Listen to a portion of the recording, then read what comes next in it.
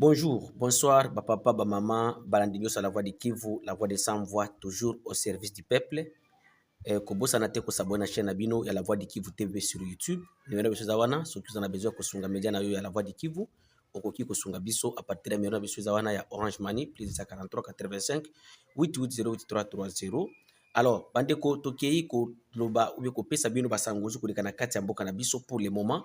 La situation à Ouvira n'est pas bonne toujours parce que Ouvira journée mon côté ezoko leka sans toutefois que non boka moto akufa alors tokende pe ko solola ou be ko luba sur la situation zoko na kati ya mboka ya Baraka na baku oyo bana Baraka bazoko subir ou bana territoire Fizi après un mois ya fermeture oyo bakanga ki réseau de communication internet donc toyaka avant que sabino que non ba étudiant baza ba côté ba Burundi ba côté ya Lubumbashi ba komi ko banda ko benga biso alors le lieu comme tour ya ba étudiant à Burundi une fois de plus Robi bonjour bonsoir et Sengue Nathan Ozokolanda la voix des sans voix toujours au service du peuple.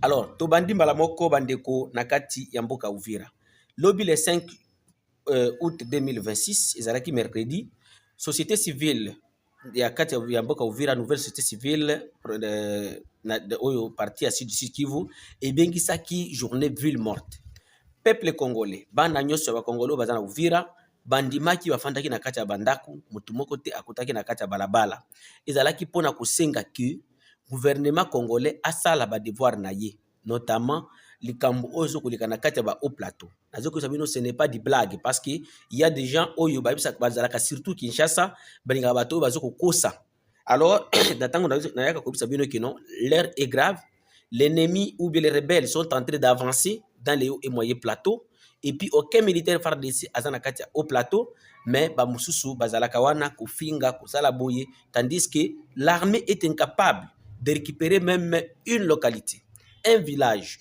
même demi kaka kozwa kaka 500 mètres esika ba rebelle baza déjà kozwa armée na bitu incapable mais vous trouverez sur les réseaux sociaux en train de vous tromper, en train de faire ceci, parce qu'ils veulent que non, au bout de la bango mbongo, balia mbongo, ezala, donc bazuko kosa bino na moi, au lieu comme ça bino vérité.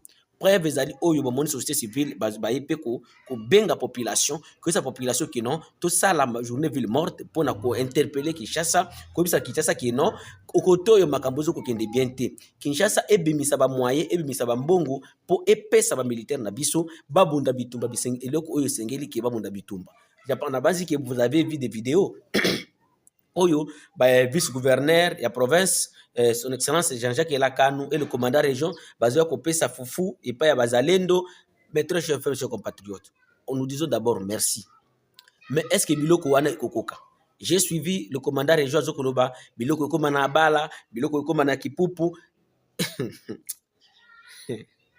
donc l'autorité na biso bokosaka mingi a kipupu il n'y a aucun mozalendo bien qu'un FARDC parce que à kuzo ko tromper on a une population congolaise bato ebele bazosaka na biso ba autorité na biso baza bazambiti ce sont des autorités comme hier on avait des autres autorités lobi to kozala pe na autorité mususu à Kipupu jusqu'à présent moi c'est mon village natal to binga kango au premier Mikenge c'est à OD et Alenge ou bien Kalingi c'est à O3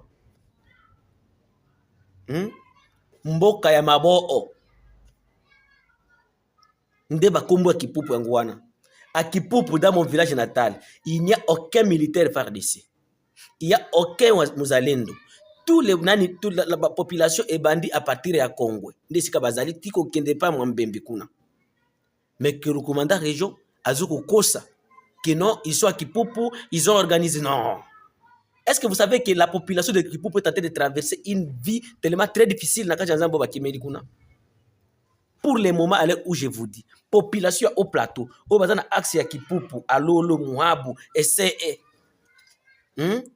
abanja milemba bisika nyonso wana bazoko souffrir makasi mais biso parce que nous sommes devant des caméras c'est ça que c'est ça la politique to kosa kaka monde au lieu to fournir ba effort à Kipupu il n'y a aucun militaire FARDC et si les FARDC sont là ayebisa biso kana bango ezali place nini ou bien commandant qui a FARDC la Kipupu za nani. La voix de Kivu, nous resterons toujours là aux côtés de notre population. Nous resterons toujours là aux côtés de société civile. Oh, la société civile ya ville ya Baraka na territoire de Fizi Mobimba bauti kozwa décision ya kuluba bango bakufuta lisusu ba taxe te soki gouvernement congolais ba taxe oyo ya province soki gouvernement congolais bazokolinga bango pe kokokisa oyo bazana ba devoir na bango te na ndenge boyebi toujours ba autorité ya RDC balingaka bango ke bino population bo accomplir ba devoir na bino mais oyo bango pe basengeli basalela mboka bango kuna bazalaka te bango azaka kabali yaka bambongo bayiba bambongo ya mboka bakende ba taxe belé mais koyeba ke ba taxe oyo esala kanini na kati ya mboka oyo toyebaka te. Alors nde société civile na kati ya réunion oyo ya le 4 août 2026 na kati ya mboka Baraka il y avait une réunion oyo ya monene oyo ya sécurité oyo esalaki ke ba société civile pe bakota na kati pona ko évaluer ou bien kosola makambo oyo drame oyo ebimaki na kati ya Baraka mukula le 30 juillet 2026 vendredi oyo 2 personnes bakufaki et plusieurs autres blessés. Alors société civile batelemaki balobi ke non bango ba suspendre ko futa ba taxe soki gouvernement congolais ezokolinga ko sala oyo bango pe basengeli basa la population te. Alors eza na ba exigence oyo société civile ba exigaki devant gouvernement provincial exigence liboso ezalaki la prise en charge des victimes par le gouvernement provincial du Sud Kivu. Ba victime wana donc 2 morts et 4 blessés où il y a motard bazwa prise en charge dans le gouvernement provincial et bazwa bango en charge basenga ki eloko mibale basenga ki le départ immédiat du chef de DPMR à Baraka et à Fizi monsieur Misanga Kanef Benjamin qui faut alungwa ye aza accusé d'être à l'origine ya tracasserie o ezokoleka na kati territoire de Fizi parce que ba barrière eza eleke belé ba barrière na ebisi yo soki obibi awa kende na Baraka okoyoka na nzelo koloba awa na yekolanda nini mais tala sikoyo balabala oyo mutu azokosenga keno bofuta balabala papier boye bofuta eloko boye balabala ezalaka te batongaka balabala te. D'ailleurs une chose que peuple congolais la fallait que tous conscience soki gouvernement azokotonga balabala te bino pe bofuta taxe te parce que bongo okendaka wapi parce que tofuta ka taxe wana po bazokobongisa balabala mais ya biso ezalaka te. Alors, troisième chose, il y a le exigence société civile sengaki eza l'arrêt immédiat de l'implication des forces armées et les Wazalendo dans la perception des taxes de l'État. Parce que na côté oyo l'État bozo kolanda ngai ba droit de l'homme bozo kolanda ngai côté oyo bandeko eloko moko te ezoko leka sans que le gouvernement provincial batie basuna Wazalendo liboso. Même na tango bandaki makamba ba papier oyo ba papier salaki ke bato bakufa na bisaka bino la voix de Kivu à la voix de sans voix qui non na ndenge gouverneur na s'adressaka pas à vice gouverneur na ministre intérieur de la province bozu un bon nombre de bazalendo un bon nombre de militaires FARDC botie na balabala bangonde ba ko sécuriser bino olia ko la police to yebi bien que ba comportement ba na biso tango akoyoka mutu moko répondre yo mabe akobeta mutu sese mutu akokufa mais eloko wana boloyoka ngote.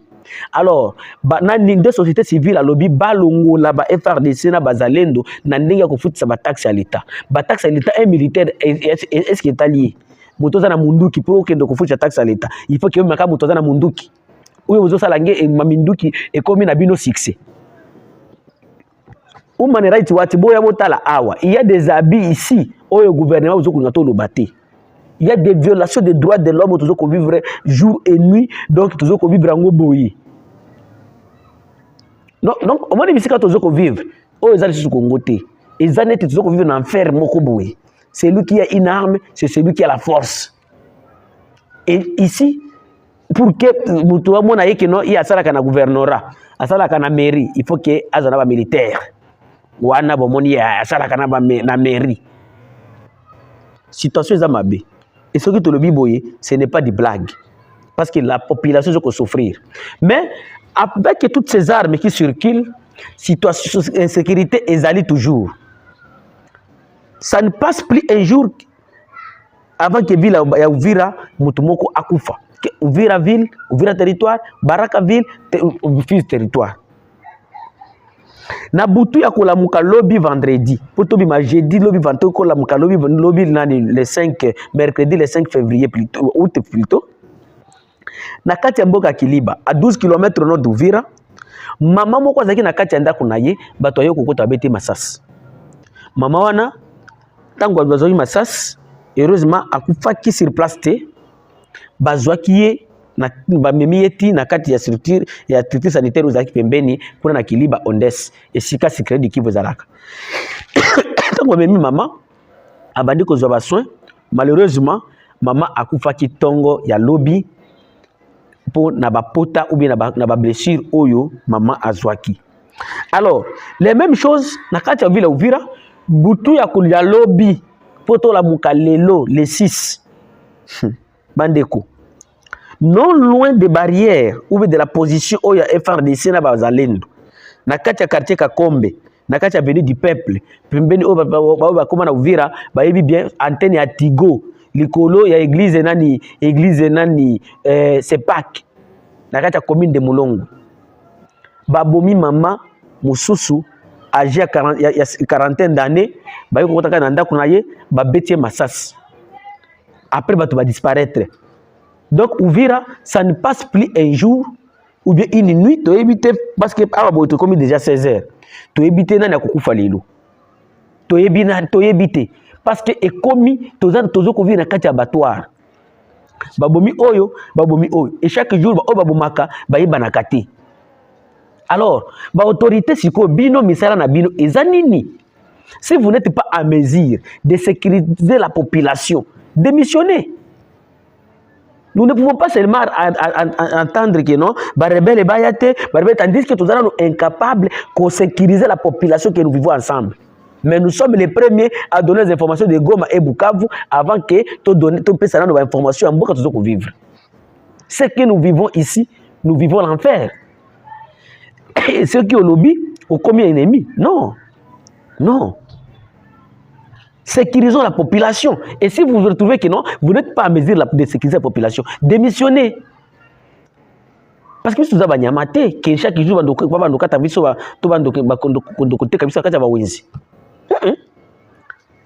vous êtes dirigeant, vous mangez l'argent du gouvernement, vous mangez des taxes, c'est parce que pour sécuriser la population. Est-ce que vous allez diriger sa population? Rôle d'ailleurs, vous allez diriger Zanim. Il faut sécuriser la population, non? Bon, sécuriser la population. La population d'Ouvira est fils de demande qui est la sécurité. Nous sommes dans une zone sous contrôle de nos forces armées de la République démocratique du Congo et nous devons être sécurisés. Nous ne demandons que la sécurité. Vous nous dites de collaborer avec l'armée pour empêcher l'avancée des rebelles. Oui, mais l'armée aussi doit nous sécuriser. Doit nous sécuriser. C'est notre devoir. C'est notre droit plutôt. C'est votre devoir de nous sécuriser. To éviter les luna na kukufa. Maman Jacqueline na kufa kilobi. Paix à son âme. Maman Jacqueline na kufa kilobi. Paix à son âme. To éviter les luna na kukufa. Bana na batika les orphelins. Et puis bato bazoko mana na Uvira bango bazaba extraterrestre ba yeba kate.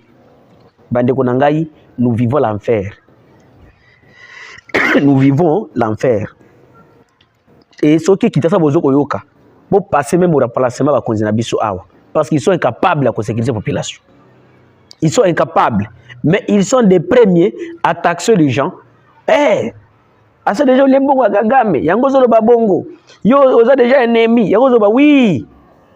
C'est mais sécuriser la population d'abord, non? Est-ce que vous trouvez, être à la tête du pays, c'est parce que vous avez un salaire, vous avez un avion, il y a des devoirs à accomplir. Bandeko, toke siko na kati ya situation zo koleka na kati ya province ya Grand Katanga. Il y a une situation oyo batebele ba bengi biso la voix de Kivu lobele loko oyo. Pourquoi il y a l'exode rural? Donc mes frères et sœurs, il y a province, il y a nani Grand Kasai. Pour la mauvaise gouvernance, oh, vivre na kati ya mboka, batu bakomi kokima ba province, batu bakomi kokima ba village. Chaque jour, vous avez trompé la nation congolaise. Que non, nous sommes, parce que dans d'autres provinces ici, on ne voit rien.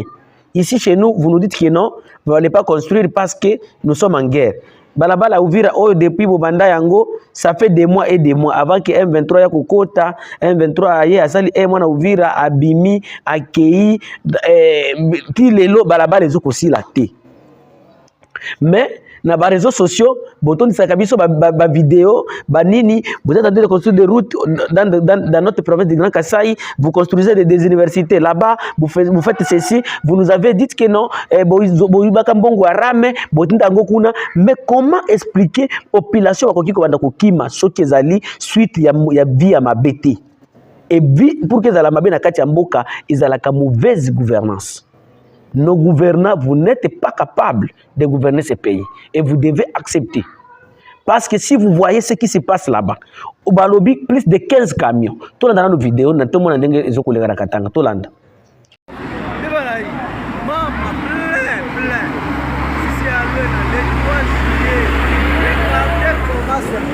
Exode rural.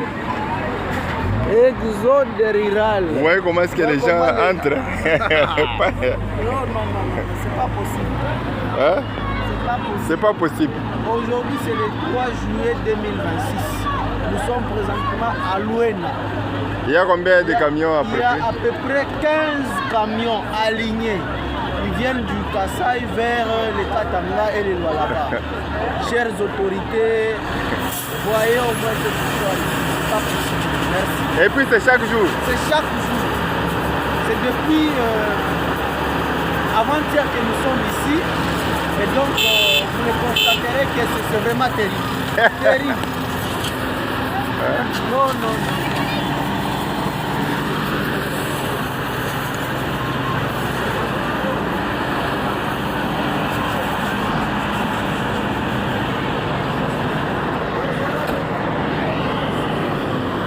Bolandi ndenge bezoko leka na Katanga bandeko. Plus de 15 camions ezoko kota, donc des camions entrent toujours kobima na kati ya Kasai kokota na kati ya Grand Katanga. Bandeko na ngai ya Grand Katanga na Grand Kasai. Bokoki koboma na pamba parce que nazoko yoka na kati ya bade sociaux bokomi kopotana bakasai bazoya ba kobota biso babele eza plat bazoyi dana Félix ba kobota biso mabele ba ko sala boye bazana besoin ko coloniser bito parce que c'est une histoire qui se parle sur les réseaux sociaux. Les Katangais sont en train de se lamenter que non, le pouvoir de Félix Sekedi, bazana plan, na bande ko na biso ya Grand Kasai, pona koya ko boto la bango mabeli ou ko coloniser ba Katangais na kati ya province na bango. Vous avez un audio, message vocal, ce n'est pas du secret. Mais, qu'est-ce que moi je peux vous dire? Mes très chers frères, mes chers compatriotes, les ressortissants du Grand Kassai et les Grands Katanga. Les grands problèmes que nous avons dans ces pays, c'est la mauvaise gouvernance. Nos dirigeants ne sont pas à mesure de gérer ces pays, ne sont pas à mesure de résoudre les problèmes dans ces pays. Parce que si nos gouvernants étaient capables, ils devraient d'abord construire la route. Oyekobima, Lubumbashi, Mbujima, Kananga.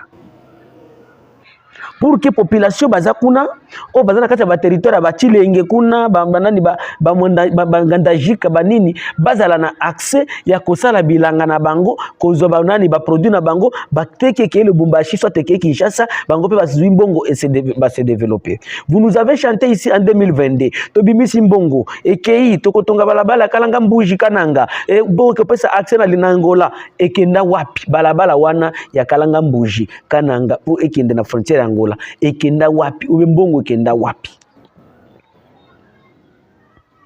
Vous nous avez chanté ici nani carré minière de bakwanga soki miba soki nini tolingi to relancer yango na yeli bino 50 millions awa mbongo wana ekenda wapi parce que exode rural wana ezali suite ya nzala ezali suite ya nani ya kozanga mbongo kuna ezali suite kozanga misala ezali suite donc ezali en bref ezali mauvaise gouvernance et c'est pourquoi nous vous appelons les Congolais et Congolaises, surtout mes frères du Grand Kassai, parce que vous êtes tellement fanatiques dans cette période où parce que mobungi si même na valeur na bino bande onangai, excuse-moi au terme, parce que si ka batozo comme on noir bino tomo na kaka blanc, même les souffrances vous ko vivre wana bonbona muto akoti na église Yahweh sala Yahweh akoya ko sala te Yahweh asala déjà apesa biso bakonzi apesa biso mboka za makoki poto diriger yango to se prendre en charge biso moko, mais parce que vous tozo ko misala ba aveugle biso moko tozo ko mona te liboso tozo ko mona te que nos dirigeants sont à la base ya souffrance na biso